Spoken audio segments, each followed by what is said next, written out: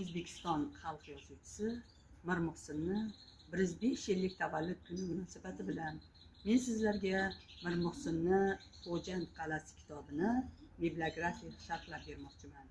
Mir Muhsin Xo'jand qal'asi tarixiy roman, abadiy barhayot asarlar turkumi, Toshkent Oltin qalam nashriyoti, 2024-yil 544 betdan iborat. O'zbekiston xalq yozuvchisi, davlat mukofotining laureati Mir Muhsin Mirsaatov ushbu asari Xo'jand qal'asi romanida 13-asrning birinchi choragida Movarounnahrga bostirib kelgan mo'g'ullarga qarshi kurashgan, xalqni bosqinchilarga qarshi kurashish uchun oyoqqa turg'izgan dovyurak va fidoyi vatanparvarlardan biri Xo'jand qal'asi hokimi sarkarda Temur Malik obrazini yoritadi.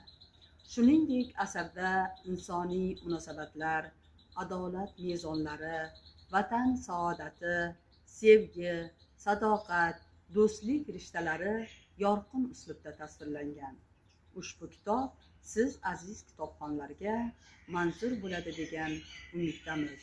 Ushbu kitobni Shayxontohur tuman axborot kutubxona markazimizga kelib olib o'qishingiz mumkin.